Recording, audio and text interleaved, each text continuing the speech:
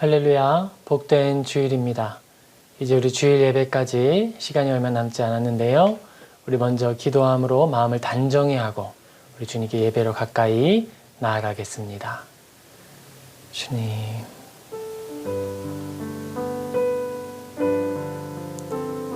우리가 한 주간의 분주함을 이 시간 내려놓습니다. 주님보다 더 사랑했던 것들, 내 등에 짊어지고 있던 짐들, 십자가 앞에 내려놓습니다. 우리가 마음과 우리의 시선을 주님께 맞추고 주님의 은혜 안에 머물기를 소망합니다. 아버지 하나님, 우리에게 주님의 은혜를 내려 주시옵소서. 우리를 정결하게 하여 주시옵소서. 아버지 하나님, 우리가 신령과 진정으로 예배하게 하여 주옵소서. 주님을 기쁘시게 하고 하나님을 향유하는 놀라운 은혜가, 놀라운 능력이 이 시간 우리 예배에 주어지고 나타나게 하여 주시옵소서. 주님,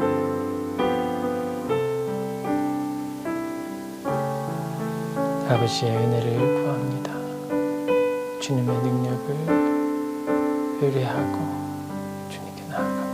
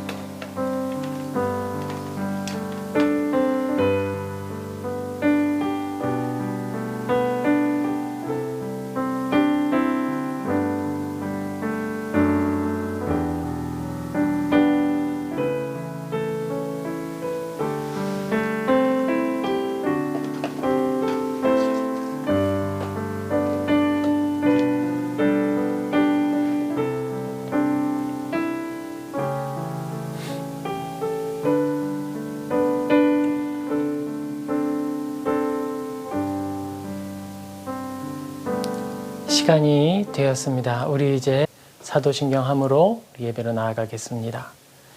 나는 전능하신 아버지 하나님, 천지의 창조주를 믿습니다. 나는 그의 유일하신 아들, 우리 주 예수 그리스도를 믿습니다. 그는 성령으로 잉태되어 동정녀 마리아에게서 나시고 본디오 빌라도에게 고난을 받아 십자가에 못 박혀 죽으시고 장사된 지 사흘 만에 죽은 자 가운데서 다시 살아나셨으며 하늘에 오르시어 전능하신 하나님 우편에 앉아 계시다가 거기로부터 살아있는 자와 죽은 자를 심판하러 오십니다. 나는 성령을 믿으며 거룩한 공교회와 성도의 교제와 죄를 용서받는 것과 몸의 부활과 영생을 믿습니다. 아멘. 아멘. 우리 같이 찬양할 텐데요. 내 영혼의 그 깊은 데서 같이 고백하겠습니다.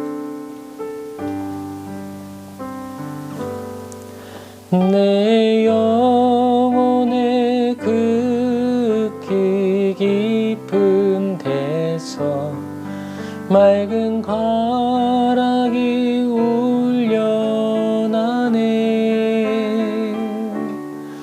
하늘 곡조가 언제나 흘러나와 내 영혼을 고이 싸네. 평화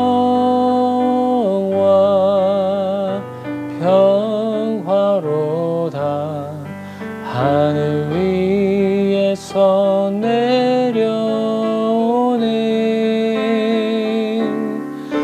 그 사랑의 물결이 영원토록 내 영혼을 덮으소서. 내 맘속에 솟아난 이 평화는 깊이 묻혀 값진 보배로다. 나의 보화를 캐내어 가져갈 자 그 아무도 없으리라.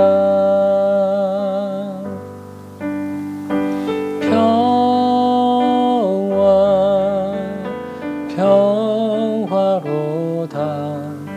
하늘 위에서 내려오네. 그 사랑의 물결이 영원토록 내 영혼을 덮으소서. 내 영혼의 평화가 넘쳐 남은 주의 큰 복을 받음이라. 내가 주야로 주님과 함께 있어 내 영혼이 편히 쉬네.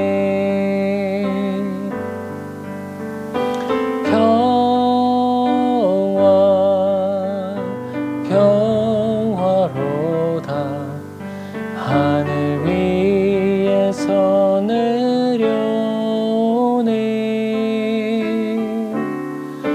그 사랑의 물결이 영원토록 내 영혼을 덮으소서. 이 땅 위에 험한 길 가는 동안 참된 평화가 어디 있나. 우리 모두 다 예수를 친구 삼아 참 평화를 누리겠네.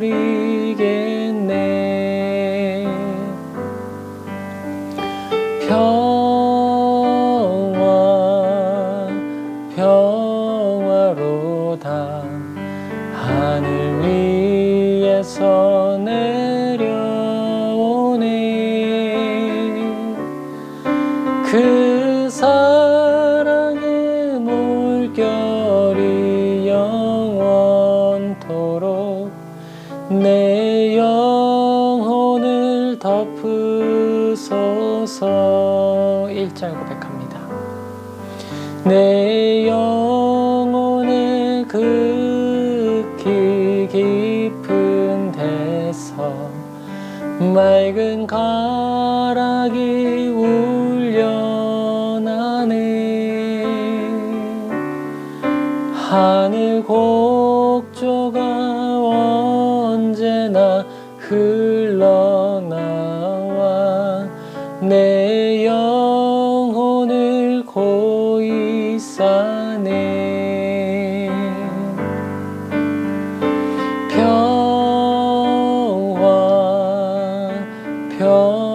평화로다.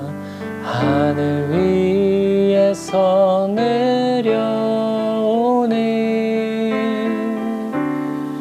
그 사랑의 물결이 영원토록 내 영혼을 덮으소서.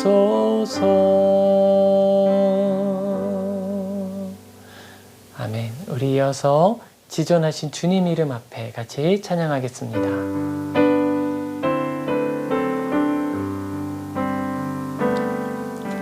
지존하신 주님 이름 앞에 모두 무릎 꿇고 다 경배해.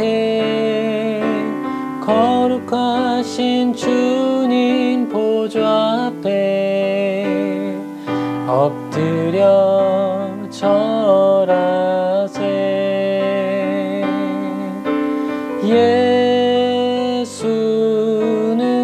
그리스도 예수는 주 하나님의 영으로 경배드리리.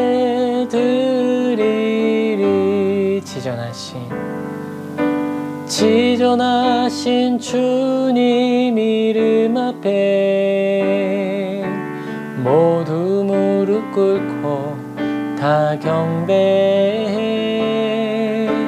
거룩하신 주님 보좌 앞에 엎드려 절하세.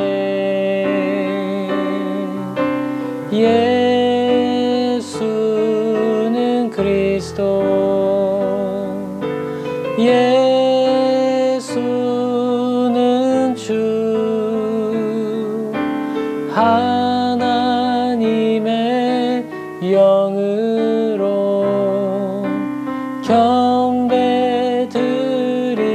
경배드리리. 예수는 그리스도 예수는 그리스도 예수는 주 하나님의 영으로 경배드리리. 우리 시간 잠시 가사 생각하며 기도합시다. 하나님, 이 예배를 통해 오직 홀로 영광받아 주옵소서.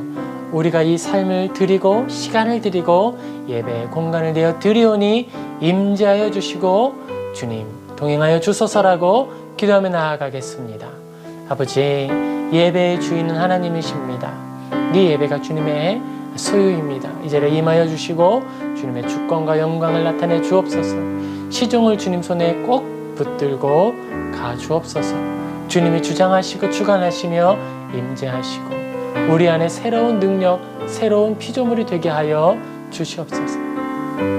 우리의 영혼을 먹이시는 주님, 우리의 삶을 인도하시는 하나님, 주님께 모든 것을 되어드리고 기쁨으로 나아갑니다. 우리를 받아 주시옵소서.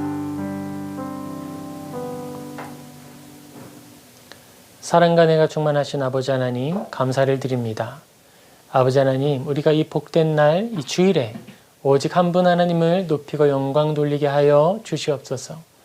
우리가 이 세대에 예배를 받는 자가 아니라 드리는 자가 되게 하시고 참된 예배로 하나님을 기쁘시게 하는 아름다운 주의 종들 되게 하여 주시옵소서.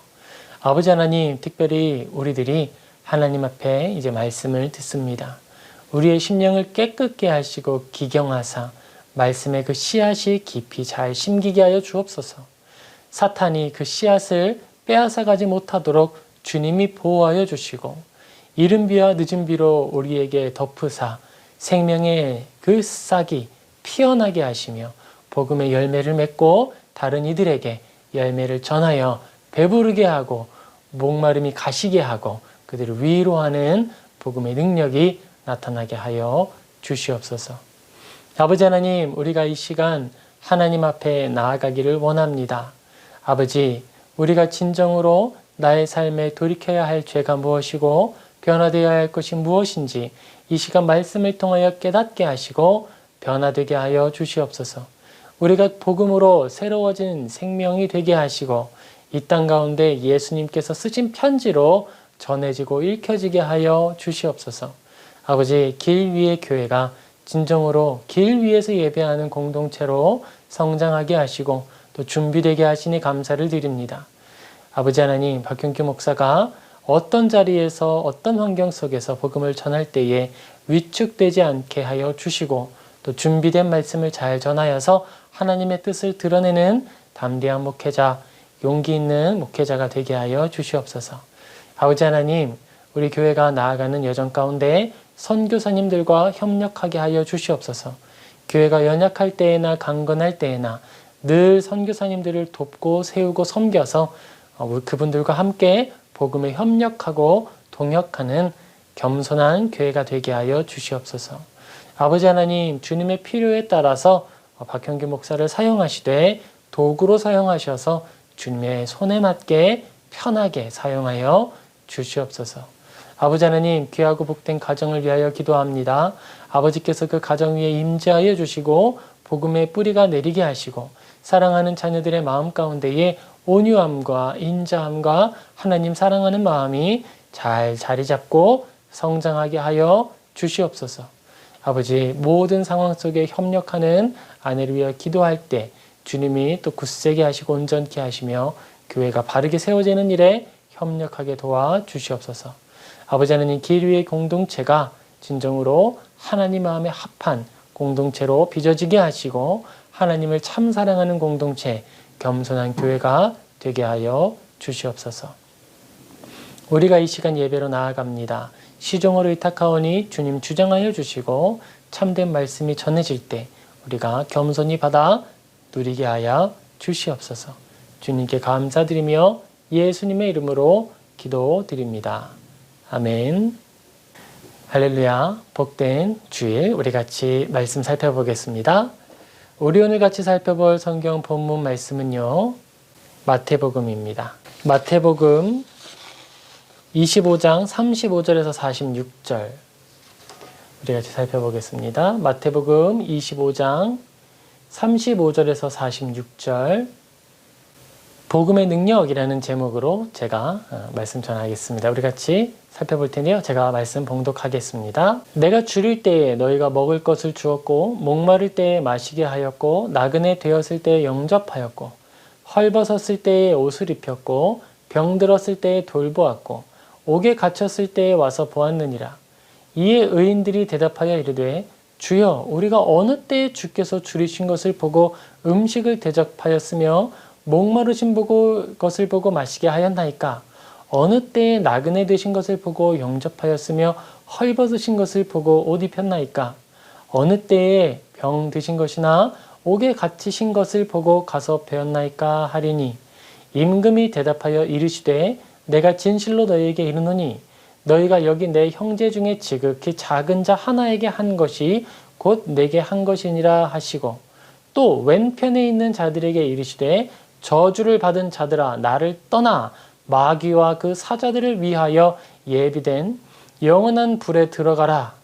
내가 줄일 때에 너희가 먹을 것을 주지 아니하였고 목마를 때에 마시게 하지 아니하였고 나그네 되었을 때에 영접하지 아니하였고 헐벗었을 때에 옷 입히지 아니하였고 병들었을 때와 옥에 갇혔을 때에 돌보지 아니하였느니라 하시니, 그들도 대답하여 이르되 주여, 우리가 어느 때에 주께서 줄이신 것이나 목마르신 것이나 나그네 되신 것이나 헐벗으신 것이나 병드신 것이나 옥에 갇히신 것을 보고 공양하지 아니하더이까? 이에 임금이 대답하여 이르시되 내가 진실로 너희에게 이르노니 이 지극히 작은 자 하나에게 하지 아니한 것이 곧 내게 하지 아니한 것이니라 하시니리. 그들은 영벌에 의인들은 영생에 들어가리라 하시니라. 아멘. 우리가 지금 살펴본 이 마태복음에서는요, 하나님의 그 복음의 말씀 그리고 예수님의 비유를 담아내고 있습니다. 사실 비유라고 하는 것은 어떤 사실 그 내용 그 자체를 전하는 것보다 하나님께서 하시고자 하시는 말씀이 있을 때 그 말씀의 참뜻을 더 분명히 드러내기 위하여서 사용하시는 도구가 되는 것이죠. 그런데 우리는 이 마태복음의 25장을 통해서 하나님께서 우리에게 주시는 명령과 그리고 우리에게 마땅히 기대하시는 일에 대해서 살펴보게 됩니다. 마태복음 25장은요, 열처녀의 비유를 이야기하시면서 천국은 마치 이런 것이다 라고 이야기를 하시는 거예요. 그러니까 예수 그리스도께서 말씀하시는 하나님의 나라, 하나님께서 통치하시는 그 나라에 사는 사람들의 모습, 그리고 그 나라 자체의 모습에 대해서 이야기를 하는 것이죠. 특별히 25장부터는 특별히 그 천국을 기대하고 살아가는 사람들의 삶의 태도에 대하여서 이야기를 하고 있습니다.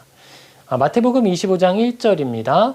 그때의 천국은 마치 등을 들고 신랑을 맞으러 나간 10처녀와 같다 하리니 2절 그 중에 5은 미련하고 5은 슬기 있는 자라.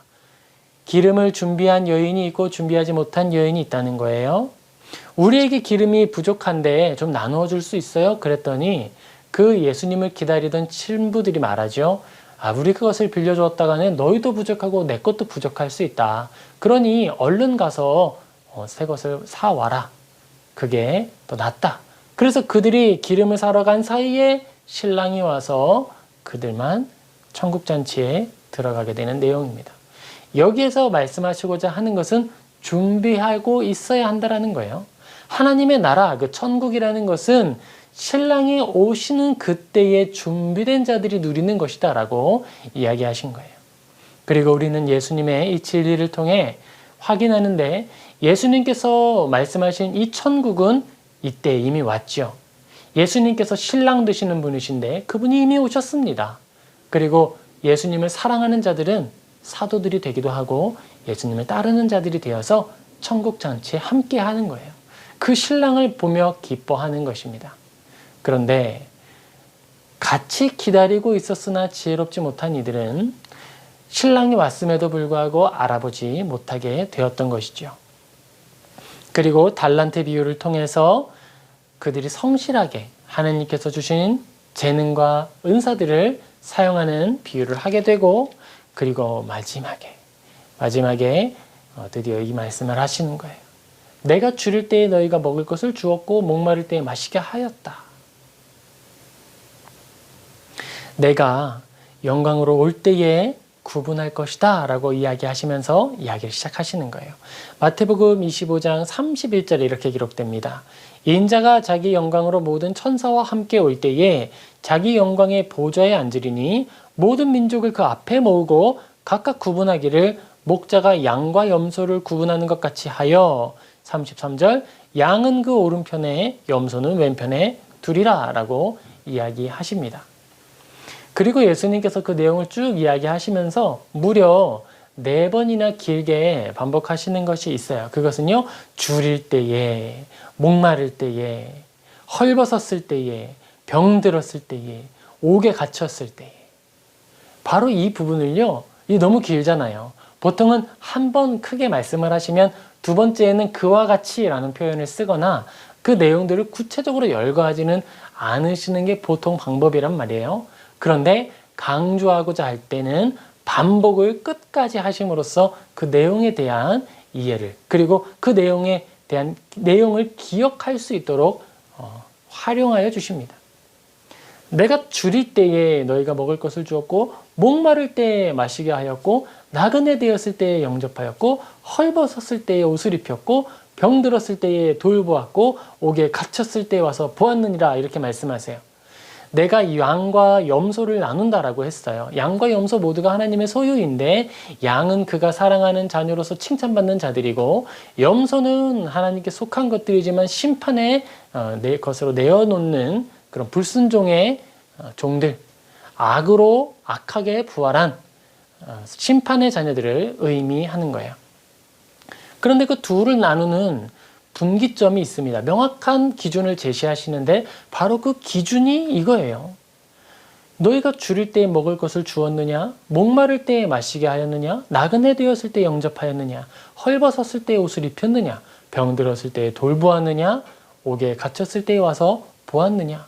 그런데 여러분, 성경에서 예수님께서 말씀하시는 이 기준에 대해서 언제 말씀하셨죠? 이 기준의 근거는 무엇일까요? 그리고 심판을 받고 있는 사람들 자체, 칭찬 듣고 있는 사람들도 의아해하고 있습니다. 주님 감사합니다. 칭찬해 주셔서. 그런데 우리가 언제 주님이 줄이신 것을 보고 음식을 대접하고 목마르실 때에 마시게 했고 나그네 되셨을 때에 영접했고 헐벗으셨을 때에 옷을 입혔어요? 어느 때에 예수님께서 병들어 계셨어 저희가 그분을 돌보았고 옥에 갇히셨을 때 가서 배웠습니까?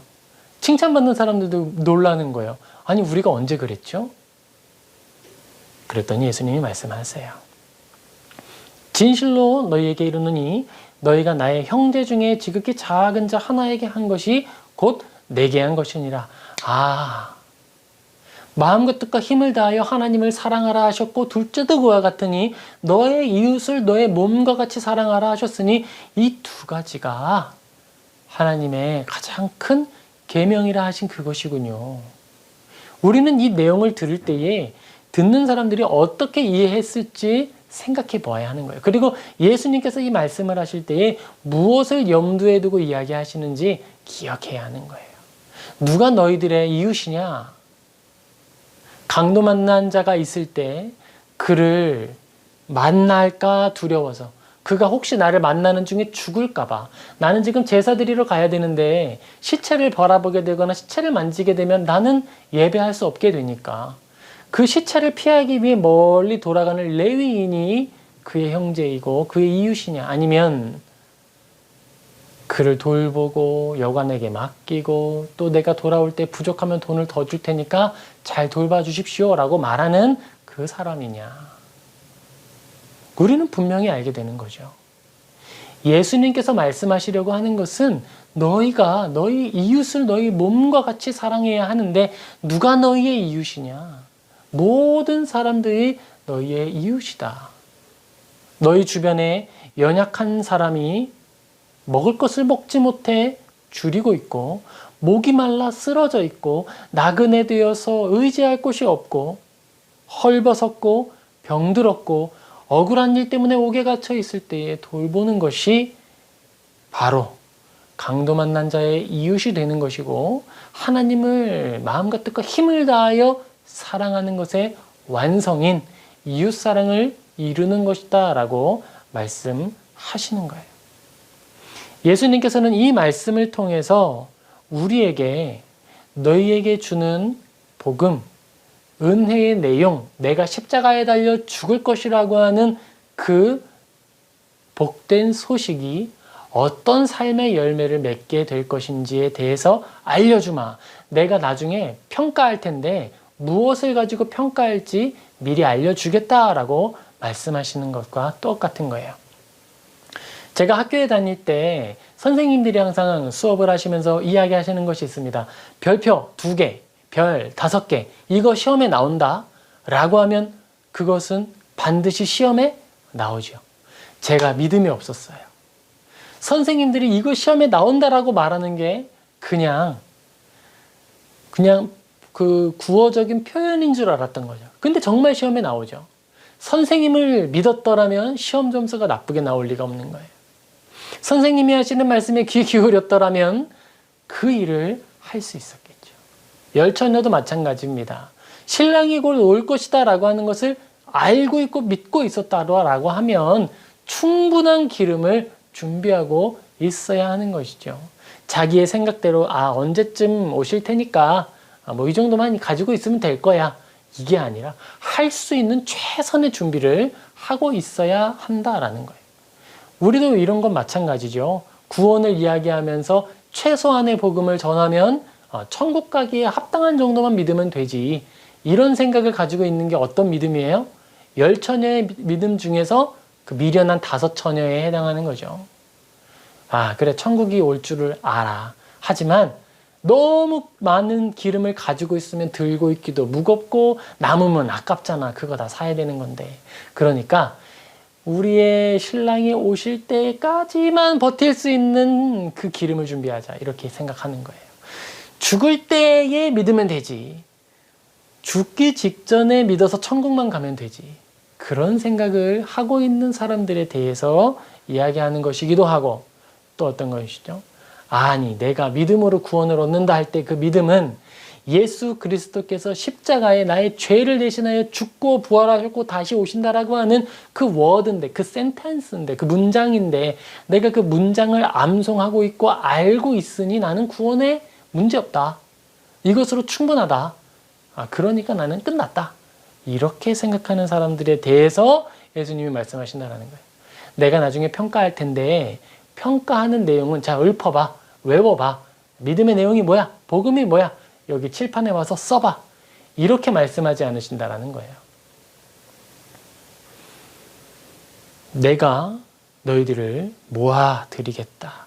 양은 나의 오른편에, 염소는 왼편에 두리라. 내가 줄일 때에 너희가 먹을 것을 주었고, 목마를 때에 마시게 하였고, 나그네 되었을 때에 영접하였고, 헐벗었을 때에 옷을 입혔고, 병들었을 때에 돌보았고, 옥에 갇혔을 때에 와서 보았으니 너희들은 나의 오른편에 와라. 너희들은 의인들이다. 그리고 너희들은 악인들이다. 너희들은 영생에 들어갈 수가 없다.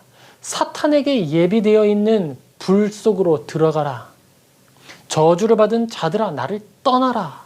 너희들은 내가 줄일 때에 먹을 것을 주지 않았고, 목마를 때에 마시게 하지 않았고, 나그네 되었을 때 영접하지 않았고, 헐벗었을 때에 옷 입히지 않았고, 병들었을 때에 옥에 갇혔을 때 돌보지 않았다라고 말씀하여 주신다라는 거예요.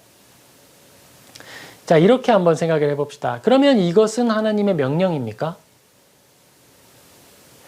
이것이 하나님의 명령인가요? 예수님께서 평가하시는 이 평가의 내용을 그러면 믿음을 가지고 있는 우리들은 어떻게 받아들여야 할까? 우리는 이 부분에서 잘 정돈을 하고 가지고 있어야 하겠습니다. 먼저는 이것을 율법의 내용으로 받아서 이것이 공로를 만들어내거나 이것이 아니면 우리가 지옥에 간다라고 하는 내용으로 두렵기 때문에 실천할 내용으로 가지게 되는 것은 좀 곤란한 거예요.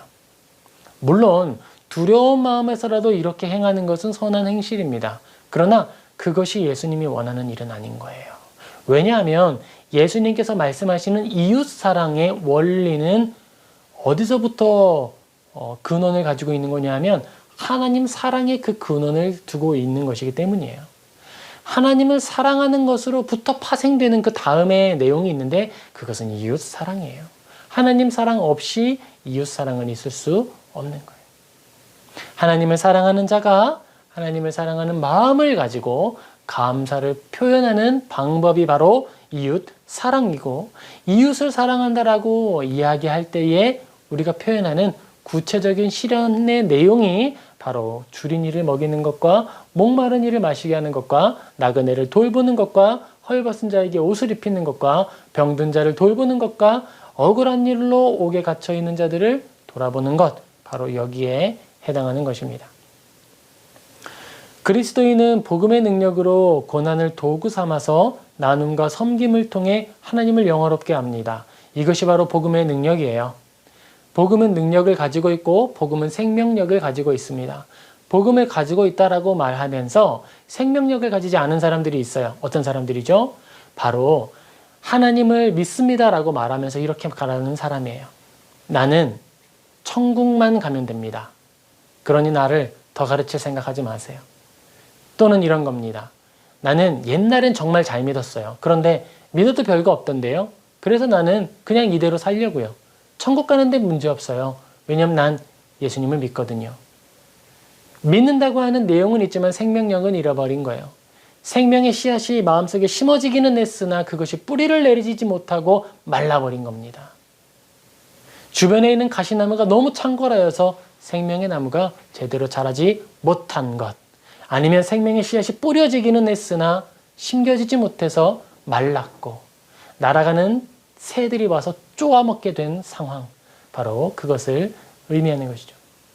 우리에게 주어진 참된 믿음은 우리를 경건한 삶으로 인도하여 주는데 그것이 바로 복음의 능력이요 복음의 생명력입니다.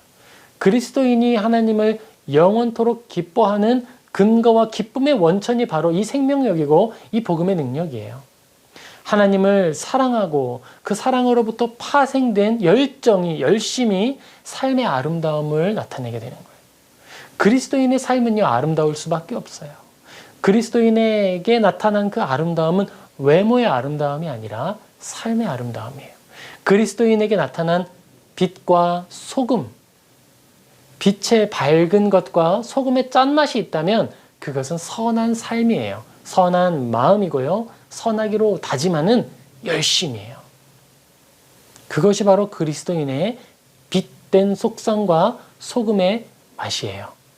우리는 이것을 정말 잘 기억해야 합니다. 그리스도인이 하나님을 영화롭게 하고 하나님을 영원토록 즐거워한다라고 할 때 그 즐거움은요, 바로 이거예요. 내가 기쁜 일을 하면서 선한 일을 하면서 그 선한 일을 할 때에 나도 기쁘고 이웃도 함께 기쁜 거예요. 그것이 그리스도인의 즐거움이고 기쁨이에요.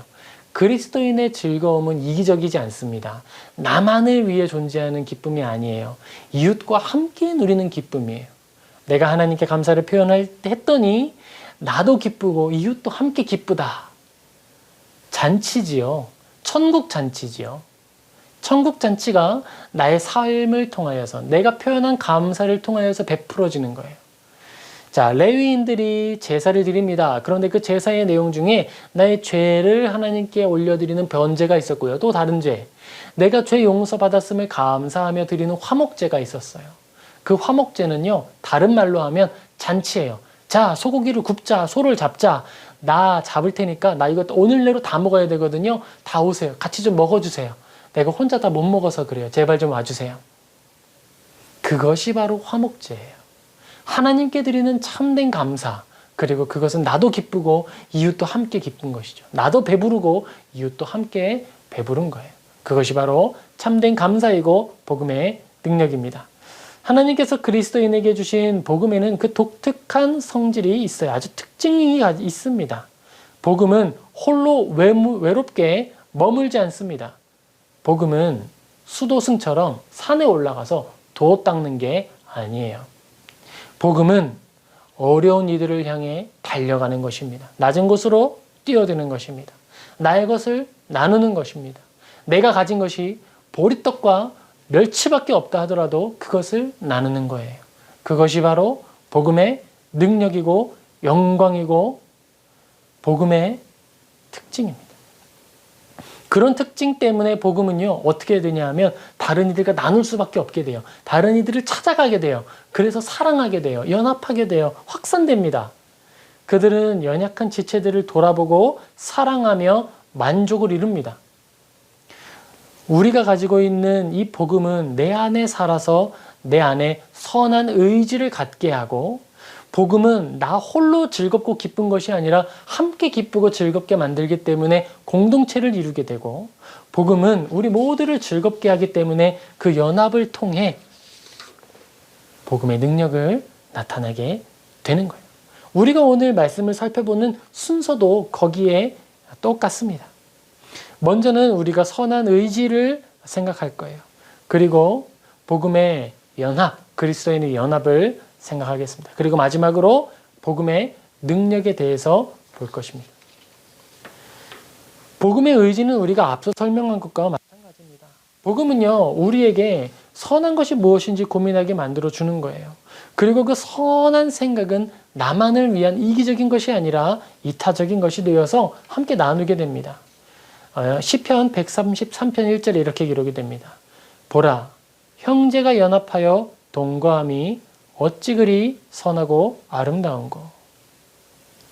그리스도인의 연합은 하나님의 명령이고 복음에 가지고 있는 아주 큰 사랑의 능력이 담겨 있어서 나타나는 특징입니다.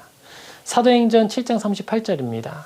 시내산에서 말하던 그 천사와 우리 조상들과 함께 광야 교회에 있었고 또 살아있는 말씀을 받아 우리에게 주었던 자가 이 사람이라. 광야에서부터 있었던 공동체를요, 사도행전에서는 교회라 말해요. 여러분, 우리가 이루는 그 기쁨의 공동체, 그것이 바로 교회예요. 교회는 특별한 것이 아닙니다. 나 혼자서도 교회지요. 성령님의 성전이라는, 성령님이 머무는 전이라는 의미에서 교회가 돼요. 그런데 나 혼자만 교회를 이룰 수 있을까요? 아니요. 복음의 그 능력과 복음의 그 독특한 특징을 따라서 이 복음을 가지고 있는 사람은 연합하게 되는 거예요. 사랑을 발산합니다. 내 안에 사람이 고이고 고여서 썩는 게 아니라 내 안에 흘러넘치는 사랑이 주변을 다 적셔가는 거예요. 그것이 바로 복음의 능력입니다. 복음이 가지고 있는 또 하나의 능력, 그것은 복음이 그리스도인을 공동체로 이끌어간다는 것인데요. 여기에서 우리는 다른 이름 또 하나를 확인할 수 있어요. 그것은 하나님의 나라입니다. 우리는 교회라고 하는 이름으로 불릴 수도, 나라의 시민이라고 하는 이름으로도 불림을 받을 수가 있어요.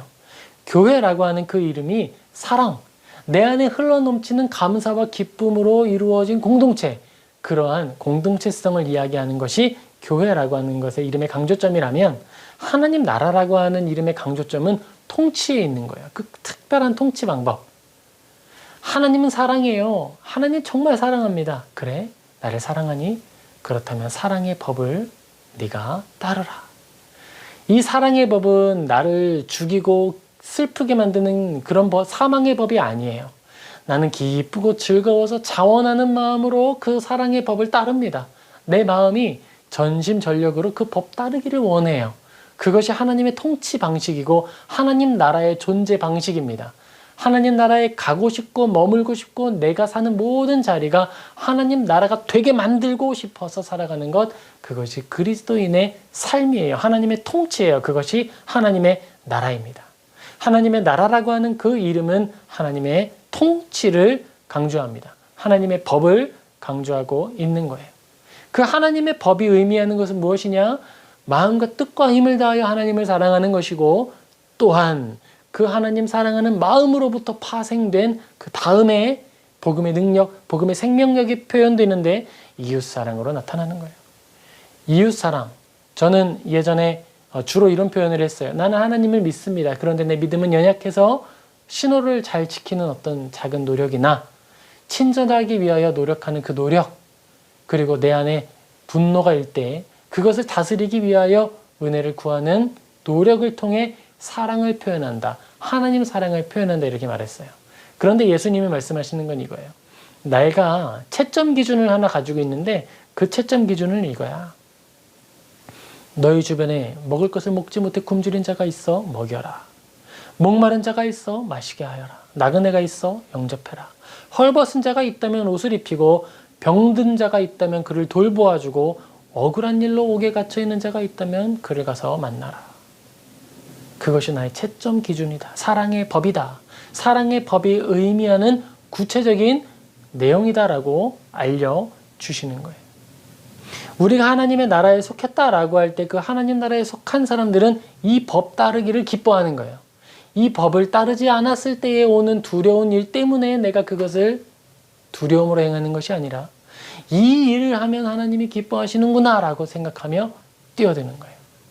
그리고 사실 마태복음에 나타난 이 말씀은요, 우리에게 징계를 위한 말씀이기보다는 위로하기 위하여 주신 말씀이에요. 왜냐? 이 땅을 살아가는 우리는 어떤 사람들이죠? 나그네들입니다. 본향을 떠나 본향을 향해 나아가는 자들이에요. 우리들은 나그네이기 때문에 이 땅에서 어떻게 살죠? 이 땅에서 내 것을 추구하고 부를 축적하고 어떻게든지 손아귀에 쥐려고 살아가느냐?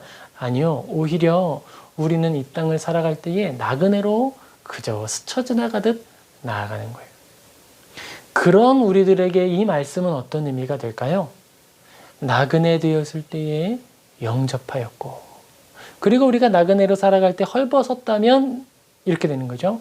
우리에게 옷을 입혀주고, 우리가 병들었을 때에 누가 돌봐줘요? 하나님을 경외하는 사람들이 돌봐주고, 우리가 서로를 돌보아주고, 옥에 갇혔을 때에 우리가 의에 줄이고 목마를 뿐만 아니라 가난하기 때문에 억울하게 옥살이 할 때에 누가 우리를 돌봐줘요? 하나님의 법이 우리를 위하여 일하는 거예요. 하나님께서 우리를 돌보아 주시는 거예요.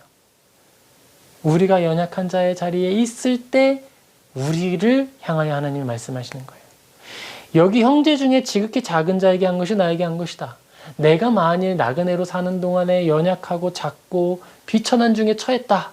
그랬더니 내가 어떤 사람이 됐어요? 도리어 하나님께서 나를 자신과 동등히 여겨주시는 거예요. 우리가 아주 비천한 중에 처해 있다고 생각했는데 어디까지 올라가요? 예수 그리스도의 영광까지 올라가게 되는 거예요. 이것은 하나님의 뜻을 따르기로 작정한 사람들에게는 선한 일을 알려주는 덕목이 되고, 하나님의 일을 사모하여서 비천한 자리에 처하게 된 자들에게는 위로의 말씀이 되는 것입니다. 이게 복음이죠. 이게 은혜죠. 이것이 복음의 진리된 내용입니다. 그리스도인들의 연합은요, 특별한 능력을 가지고 있어요. 성령님께서 부여하신 이 공동체, 여기에는요 아주 특별한 은혜가 있는데 거기에는 거룩한 양심이 존재하게 됩니다. 그리스도인들은요 하나님께서 주시는 은혜의 복음을 따라 살아갑니다. 어떤 원리라 그랬죠? 기쁨으로 한다 그랬어요. 감사하기 때문에 한다 그랬어요. 왜 기쁘고 감사하기 때문에 그 일을 이루느냐? 그것은 하나님을 사랑하기 때문이에요. 하나님을 사랑하는 내 마음의 그 큰 사랑이 은혜의 생명력이 되어서 하나님 사랑을 추구하게 만듭니다. 그리고 그러한 열심은 거룩한 양심으로 표현되는 거예요. 악한 일을 기뻐하지 않아요. 악한 소득을 기뻐하지 않습니다. 성도는 가장 기뻐하는 일을 하며 살아가요. 내가 장사를 하는 사람인데요. 하나님을 위해서 아주 기쁘게 살아가요. 내가 음식을 팔면서 과한 이익을 추구하지 않고요. 몸에 좋지 않은 어떤 것을 섞어서 더 많은 불이한 이익을 만들어내는 일을 기뻐하지 않아요. 그러한 일들을 통해 살아가는 것입니다. 나는 그걸 당연하게 여겨요. 나는 그걸 당연하게 여겨서 그게 어떤 공로가 된다고 생각하지도 않고 하나님이 받으실 만한 어떤 일이라고도 생각하지 않아요. 왜냐하면 당연한 거니까. 그랬더니 마태복음 25장 35절 46절에 나타나는 의인들의 모습이 나타나는 거예요. 아니 하나님 복을 주시고 은혜 주시고 나를 구원해 주시고 나를 천국으로 초대해 주시니 감사합니다. 그런데 제가 언제 주님을 영접했어요? 저희가 언제 주님께 음식을 대접했습니까? 제가 언제 헐벗은 주님을 옷 입혔나요? 주님이 언제 병들으셨을 때에 제가 돌보아 드렸을까요? 제가 주님이 억울한 일 당하셔서 옥에 들어가셨을 때 언제 찾아뵀을까요? 의인은 내가 언제 그 일을 했는지 알지 못해요. 왜냐하면 난 내가 좋아하는 일을 했으니까. 내가 사랑하는 나의 이웃이 병들어 있고 굶주려 있고 아파하는데 그것을 두고 볼 수가 없는 거예요. 나는 그래서 내가 좋아하는 일을 했어요. 아파하고 있는 자에게 내가 가지고 있는 밥 한 그릇을 나누어서 같이 먹고, 헐벗고 있는 자에게 내가 가진 게 얇은 여름옷 2벌밖에 없지만 그것을 또 나누어서 같이 입고, 또 억울한 일 당하고 있는 사람들과 같이 울고, 그것은 누가 시켜서가 아니고 내 양심이 제일 좋아하는 일을 따라가서 행한 것인데, 내 욕구를 추구한 것인데, 내 기뻐하는 일을 행한 것인데, 그랬더니 하나님이 칭찬해 주시는 거예요. 이게 바로 아주 놀라운 특징이에요. 우리는 가장 기뻐하는 일을 행했는데 그것이 하나님의 즐거움이 되고 예수님께서 기뻐하시는 일이 됩니다. 나의 마음이 하나님의 소원과 일치하게 되는 거예요. 복음은 개인의 양심에 머무를 때에 어떠한 구속력이나 그들의 양심을 제한하는 형태를 가지지 않습니다. 오히려 그들이 예전에는 죄를 사랑하고 죄밖에는 짓지 못하던 것에서부터 죄와 사망의 권세로부터 자유롭게 만들어주는 거예요. 예전에는 죄를 추구하고 죄를 좋아하고 죄밖에는, 하나님 앞에 가증한 죄밖에는 지을 수 없는 상태였는데 복음이 임하고 성령님이 그와 동행했더니 그가 하는 모든 일이 하나님을 기쁘시게 하게 되는 거예요. 연약한 지혜를 통해 나타난 아름다운 삶의 내용들이 하나님의 뜻이 되었습니다. 복음이 그 사람의 삶에 임하였더니 그의 삶에 나타난 모든 고난을 통해 나눔과 섬김을 열매 맺는 거예요.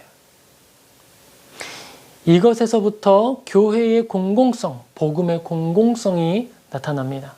교회는 본질상 사회화 훈련이나 사회를 위한 사회 활동을 의도하지 않아요. 교회는 당파를 만들지 않습니다. 교회는 파벌을 만들지 않고요. 교회는 정당을 만들지 않아요. 교회에서 이렇게 말하지 않는 거예요. 교인을 누군가를 국회로 이렇게 말하지 않는 거예요. 그렇지만 교회는 공공성을 가지고 있어요. 그것은 그 교회가 기뻐하는 일이 바로 선한 일이기 때문이고 양심에 합한 일이기 때문이고 공공의 정의를 올바르게 세우는 일에 일치하기 때문에 그렇습니다. 우리는 교회의 공공성을 잊지 않아야 돼요. 이것은 교회가 추구하는 것이 아닌데요. 자연스럽게 나타나는 거예요. 우리가 복음을 진정으로 이해하고 있고 하나님을 참으로 사랑한다면 공공성이 나타날 수밖에 없어요. 내가 하나님을 사랑하는데 건전한 시민이 아니다. 그것은 하나님을 사랑하지 않거나 내가 그리스도인이 아니라는 뜻이에요. 하나님을 사랑하는 사람이라면 하나님을 사랑하기 때문에 이웃을 사랑할 수밖에 없고, 이웃을 향한 사랑은 억울한 자를 돌보고 연약한 이를 돌보아주고 하나님의 뜻을 따라 하나님의 손과 발이 닿는 곳에 내가 나아가는 것, 바로 그렇게 표현될 수밖에 없기 때문입니다. 문법을 따라 문장이 만들어지듯이 하나님께서 기뻐하시는 그 뜻을 따라 삶이 나타나게 되는 거예요.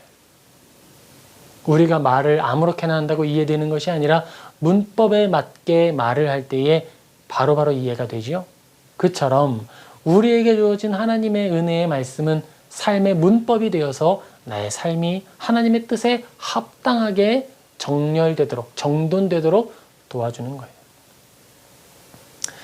이 땅 가운데에는 복음이 없고 은혜가 없습니다. 그래서 그들은 언제나 자신의 가지고 있는 욕구를 따라 움직여요.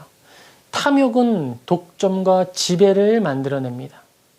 그리고 하나님께서 주시는 복음은 우리 안에 나눔과 섬김을 통해 탐욕을 해독하는 유일한 해독제를 만들어내고 지배를 해독하는 유일한 해결책을 만들어 주는 거예요. 죄로 잉태된 고통스러운 사망의 고리를 끊어낼 유일한 수단이 됩니다. 악한 지혜를 통해 나타난 독점은 나눔 앞에서 힘을 잃어버리게 되고, 부패한 권력과 폭력으로 만들어지는 지배는 섬김을 통해서 해소됩니다. 그리스도인이 연합하여 함께 이루는 이 나눔과 섬김은 더 큰 능력으로 나타나서 교회가 공공의 선을 추구하고 나타낼 뿐만 아니라 구조적인 악을 극복해낼 수 있도록 그 힘을 부여하는 거예요. 악은요, 늘 만들어내는 것이 있습니다. 그들은요, 자기가 가지고 있는 그 비참함, 죄의 오염됨, 더러움을 감추기 위해서 어떤 방식을 사용하느냐 하면 자신들이 가지고 있는 죄의 원리를 법제화, 제도화하는 노력을 합니다. 이것은 뭐냐면 내가 의복을 갖추지 않은 거예요. 흰 세마포 옷이 그들에게는 없어요. 그랬더니 법으로 무엇을 만드느냐 하면 옷을 만들어 입지 말아라 라고 하는 법을 만들어서 돌리는 거예요. 그리스도인도 헐벗게 만드는 거예요. 그러면 그리스도인은 생각합니다. 아, 내가 법을 따라 헐벗고 있으니까 나는 의로운 것인가? 아니요. 그렇지 않습니다. 그것은 세속적인 것이고 죄에 속하는 것이에요. 세상은 자신을 바라보는 부끄러운 시선을 피하기 위해 그들의 눈을 뽑기 원하는 거예요. 그러한 불의와 악을 저항하는 것이 바로 교회의 선한 삶, 성도들 안에 있는 양심의 행동, 기뻐하는 일들입니다. 여러분, 이 땅이 가지고 있는 연약함들이 있어요. 모든 사람은 죄인입니다. 그렇죠? 우리는 그 죄인들에 대해서 어떻게 해야 하죠? 긍휼한 마음을 가지고 돌보아 주어야 하고 복음을 전해야 돼요. 그들에게는 구원의 기회가 있습니다. 그런데 악한 이들이 악한 의도로 만들어낸 죄의 법들은 어떨까요? 그 법도 구원을 받습니까? 아니요. 법은 구원을 받는 대상이 아닙니다. 법은 오히려 하나님 앞에 심판을 받게 되는 거예요. 하나님께서 우리에게 허락하신 아름다운 능력의 일들은 우리 안에 선한 일들을 이루게 됩니다. 하나님께서는 우리에게 선한 일을 이루게 하시는데요. 기쁨으로 이루게 하시는 거예요. 교회는 저항하는 것이 아니죠. 화염병 던지는 곳이 아닙니다. 악한 말이나 악한 계획을 가지고 다른 이들을 공격하는 것이 아니에요. 그저 악을 선으로 이겨내는 것입니다. 그럼 어떻게 그것을 이겨낼 것이냐? 우리가 어떻게 복음의 능력을 삶으로 나타낼 것인가 라고 하고 생각을 해야 될 필요가 있어요. 그리스도인은 다른 이름으로 무엇으로 불리죠? 교회라 불린다고 했습니다. 교회의 특징은 무엇이죠? 음부의 권세가 이기지 못한다. 음부의 권세라고 할 때에는 아까 말했던 악한 이들이 만들어낸 악한 법이라고도 말할 수 있는 거예요. 아모스서 5장 11절에서 14절에 이렇게 기록됩니다. 너희가 힘없는 자를 밟고 그에게서 미래에 부당한 세를 거두었은즉 너희가 비록 다듬은 돌로 집을 건축하였으나 거기 거주하지 못할 것이요 아름다운 포도원을 가꾸었으나 그 포도주를 마시지 못할 것이라. 너희의 허물이 많고 죄악이 무거움을 내가 아노라. 너희는 의인을 학대하여 뇌물을 받고 성문에서 가난한 자를 억울하게 하는 자로다. 그러므로 이런 때에 지혜자가 잠잠하나니 악한 때임이니라. 너희는 살려면 선을 구하고 악을 구하지 말지어다. 만군의 하나님 여호와께서 너희의 말과 같이 너희와 함께 하시리라. 그리고 이사야서 10장 1절에서 4절입니다. 불의한 법령을 만들어 불의한 말을 기록하며 가난한 자들을 불공평하게 판결하여 가난한 내 백성의 권리를 박탈하며 과부에게 토색하고 고아의 것을 약탈하는 자는 화 있을진저 벌하시는 날과 멀리서 오는 환난 때에 너희가 어떻게 하려느냐? 누구에게로 도망하며 도움을 구하겠으며 너희의 영화를 어느 곳에 두려느냐? 포로된 자 아래에 굽으리며 죽음을 당한 자 아래에 엎드러질 따름이니라. 그럴지라도 여호와의 진노가 돌아서지 아니하며 그의 손이 여전히 펴져 있으리라. 그리스도인들은요, 법을 지키고 정의를 이루는 사람들이에요. 이것은 그들이 막 투쟁해가지고 막 데모해가지고 만들어내는 것이 아니라 그들이 건전한 시민으로서 살아냄을 통해 이루어가는 거예요. 눈을 똑바로 뜨고 이것이 정말 올바른 법의 집행인지 이것이 진정 올바른 일인지 살펴보는 일을 통해 이루어가는 거예요. 내가 마음으로 악을 이루어가면서 막 그냥 분노함으로 만들어가는 것이 아니라 선한 마음으로 이루어가는 거예요. 하나님을 사랑하기 때문에 내 안에 나타난 복음의 생명력이 나를 그 일을 하도록 만드는 거예요. 하나님이 공의로우시니 우리도 공의로움을 추구하게 되는 거예요. 내가 거룩하니 너희도 거룩하여라 라고 하신 하나님의 말씀이 내 안에 이루어지는 거예요. 그것은 내가 능력이 있어서도 아닙니다. 오히려 내 안에 함께 하시는 성령님께서 능력 있으신 삼위일체의 삼위 하나님이시기 때문에 나타나는 능력입니다. 하나님의 능력이 나와 동행하시면서 그 일을 하게 만드는 거예요. 나의 양심을 통해 나의 삶을 통해 추구하고 원할 뿐만 아니라 그 일을 내가 갈망해서 그 일을 위하여 자연스럽게 삶의 방향이 이루어지게 되는 거예요. 히브리서 13장 18절입니다. 우리를 위하여 기도하라. 우리가 모든 일에 선하게 행하려 함으로 우리에게 선한 양심이 있는 줄을 확신하노니. 시편 26편 2절입니다. 여호와여 나를 살피시고 시험하사 내 뜻과 내 양심을 단련하소서. 사도행전 24장 16절입니다. 이것으로 말미암아 나도 하나님과 사람에 대하여 항상 양심의 거리낌이 없기를 힘쓰나이다. 그리스도인들은요, 늘 이 일을 위하여 힘쓰고 또 살아가는 거예요. 야고보서 4장 17절에 이렇게 기록이 됩니다. 그러므로 사람이 선을 행할 줄 알고도 행하지 아니하면 죄니라. 아멘. 여러분, 이 말씀에 의하여서 우리의 삶을 생각해 봅시다. 만약에 우리에게 악한 법이 주어졌습니다. 악한 법이 주어져서 말하는 거예요. 너희들 동성애해도 합법이다. 오히려 동성애에 대하여서 나쁘다라고 말한다라고 하면 그것은 불법이다. 이 법이 만들어졌어요. 그러면 우리는 동성애는 좋은 겁니다라고 말을 하면서 하나님 내가 선한 일을 했습니다라고 말할 수 있습니까? 결코 없습니다. 결코 없습니다. 차라리 그것이 죄입니다라고 말하면서 설교할 때마다 벌금을 내는 게 선한 거예요. 그 일을 통해 지옥에 가고 그 일을 통해 지옥의 고통을 너에게 주겠다라고 하는 협박이 있다 하더라도 그 일을 감당하는 거예요. 우리는 그러한 악한 법이 세워지지 않도록 투쟁하는 겁니다. 목숨을 걸고서라도 싸워야 하는 거예요. 그런데 그 싸움을 할 때 화염병을 던지고 폭언을 하고 그런 방식으로 싸우는 것은 아니죠. 오히려 나의 마음에 선한 양심을 따라 선한 것으로 악을 이기는 방식을 사용하는 거예요. 적극적으로 국회의원을 압박하고 적극적으로 시민의 역할을 하는 거예요. 투표를 하는 것이죠. 그러한 법을 내는 사람들을 지켜보고 있고 기억하고 있다가 나의 표가 그에게 가지 않도록 행동하는 거예요. 그것을 통해 우리는 선한 양심을 지켜내는 것이고 선한 일을 하는 것입니다.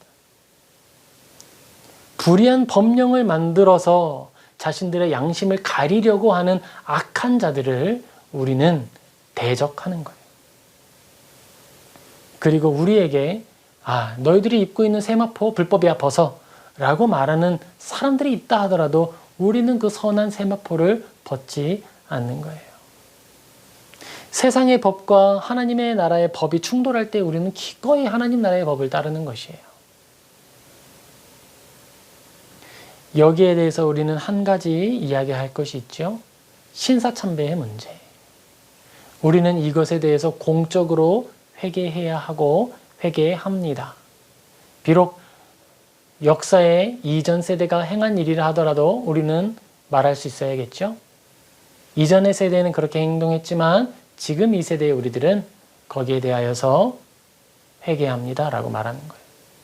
그리스도인들은요, 모든 일에 책임을 가지고 있어요. 자, 그리스도인이 이렇게 말하는 게 잘못인지 한번 생각해 보죠. 한 그리스도인이 말합니다. 교회가 세습을 하고 악한 일을 한 것에 대해서 나는 어떤 자격이 있는 사람은 아니지만 나는 그리스도인으로서 반성하고 회개합니다. 죄송합니다. 잘못일까요? 아니요. 마땅한 일이죠. 합당한 일이고요. 해야 하는 일입니다. 그리스도인들의 선한 행동은 나쁜 행동을 한 우리 공동체 지체를 찢어내 버리는 것을 통해 만들어내는 의로움이 아니에요. 교회는 죄인들의 공동체고 연약한 이들이 함께 와서 죄를 고백하고 주님께로 돌아오는 공동체예요. 교회에서 징계가 나타나고 또 교회에서 출교를 한다면 그것은 그를 찢어내 버리고 지옥에 던져버리겠다는 선언이 아니라 그가 회개하면 다시 받아주겠다라고 하는 회개를 위한 징계가 되는 거예요. 교회가 회개하지 않는다면 교회의 죄는 도대체 누가 지적하고 교회의 연약함은 누가 교정할 수 있겠어요? 한번 교회가 지은 죄에 대해서 누구도 교정할 수 없다면 교회의 죄는 어디 가서 어떻게 다시 해소할 수 있겠어요? 그리스도인이 가지고 있는 복음의 그 능력은 그리스도인이 가지고 있는 이 양심적인 삶은 모든 세대의 죄에 대하여서 그리고 모든 일들에 대하여서 합당하게 행동해야 하는 거예요. 우리 교회는 더 나아가서 이런 것까지도 고백할 수 있어야 합니다. 제가 예전에도 이야기를 했는데 성경에서 노예제도를 이야기하고 있다고 어떤 그리스도인들은 노예제도가 합당한 것이라고 주장하기도 했어요. 그것에 대하여서도 우리는 잘못을 인정하고 말할 수 있어야 하는 거예요. 그리스도인들이 가지고 있는 이 복음의 삶, 그리고 양심, 신앙의 양심, 이 부분에 대해서 우리는 깊이 생각하고 하나님의 은혜가 우리에게 주어지기를 구합시다. 우리들은 이 땅을 살아가는 동안에 하나님의 법을 지키며 살아갑니다. 마음과 뜻과 힘을 다하여 여호와 하나님을 사랑하라. 그리고 그와 같이 너희 이웃을 너희 몸과 같이 사랑하라. 우리가 이 땅을 살아가면서 행해야 하는 마땅한 복음의 삶이고 생명력이고 능력입니다. 그리고 이 일을 수행하는 가장 큰 생명력의 표현이 있다면 그것은 선한 양심입니다. 그리스도인은 복음의 능력으로 고난을 도구 삼아 나눔과 섬김을 통해 하나님을 영화롭게 합니다. 선을 이루려 할 때 나에게 찾아올 고난을 두려워하지 않습니다. 이 땅을 지나가는 나그네입니다. 그런데 우리들은요, 소돔과 고모라 그 도성을 빙 돌아가는 것이 아니라 허영과 탐욕의 그 도시와 시장을 관통하며 지나가는 사람들입니다. 사망의 음침한 골짜기를 지나가는 것 같이 두려운 일이지만 우리는 그 여정을 두려워하지 않아요. 하나님의 손을 꼭 잡고 걸어가니까요. 우리의 여정을 통해 하나님께서 영광 받으실 줄을 믿습니다. 그리고 우리가 걷는 여정을 통해 하나님의 자녀들이 복음의 향기를 나타내고 빛을 보고 주님께 돌아올 줄을 기대하며 나아갑니다. 이처럼 용기를 내어 복음의 능력을 나타내는 우리 모두 되기를 주님의 이름으로 축복합니다. 아멘. 잠시 기도하겠습니다.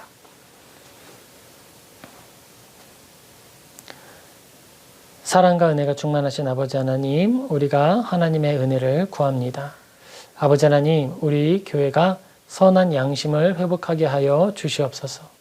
하나님의 뜻을 따라 살아갈 때에 진정으로 주님을 사랑하는 공동체가 되게 하시고 하나님만 사랑하는 공동체가 되지 않도록 돌보아 주옵소서.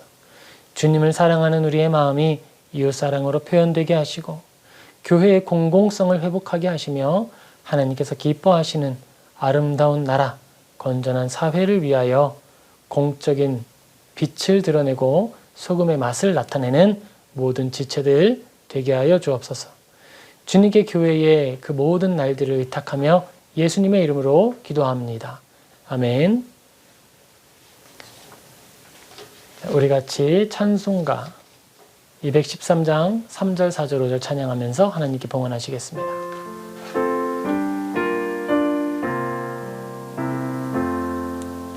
나의 음성 들으니 주여 받아주셔서 주의 진리 말씀만 전파하게 하소서. 나의 보화 드리니 주여 받아주셔서 하늘나라 위하여 주 뜻대로 쓰소서.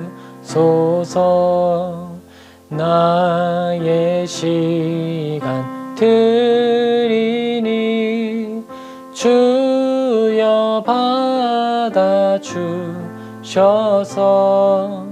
평생토록 주 위에 봉사하게 하소서. 아멘. 우리 봉헌을 위해 기도하겠습니다. 사랑과 은혜가 충만하신 아버지 하나님 감사합니다. 우리의 생명, 우리의 삶 모든 것이 주님의 것입니다. 우리가 이것을 고백하며 우리의 시간을 떼어 예배로 주님께 올려드리고 우리의 재정의 일부를 떼어 주님께 올려드립니다. 흠양하여 주시옵소서. 우리의 시간이 사용되는 모든 자리마다 복음이 전파되게 하시고 은혜가 나타나게 하시고 상처받은 그리스도인들이 위로함을 얻는 능력이 나타나게 하여 주시옵소서. 또한 은혜로운 예물이 사용되는 자리마다 복음이 전파되고 정말 영혼들이 회복되고 교회가 세워지는 능력이 나타나게 도와 주시옵소서. 아버지 하나님, 특별히 우리에게 주어진 이 예물을 선교사님들에게 또 흘려보낼 때 또 그분들의 선교 사역이 힘있게 세워지게 하시고 위로함을 얻게 하시고 그 땅 가운데 도움이 필요한 영혼들이 도움을 얻는 일에 사용될 수 있도록 도와 주시옵소서. 아버지 하나님께 이 예물을 올려드립니다. 주님 그 위에 은혜를 내려주시옵시고 복을 베풀어 주시옵소서. 주님께 감사드리며 예수님의 이름으로 기도합니다. 아멘. 축도하겠습니다.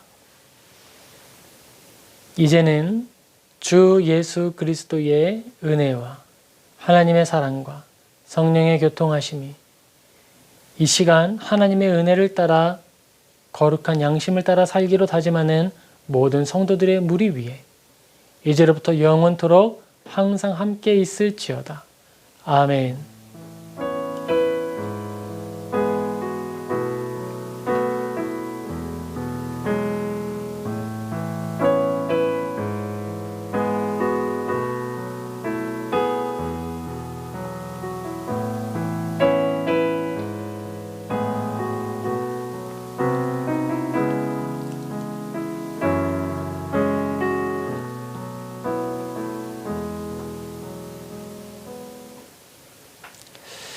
아멘. 이것으로 예배를 마치겠습니다. 남은 주일도 주님과 동행하시는 복된 주일 보내시기 바랍니다.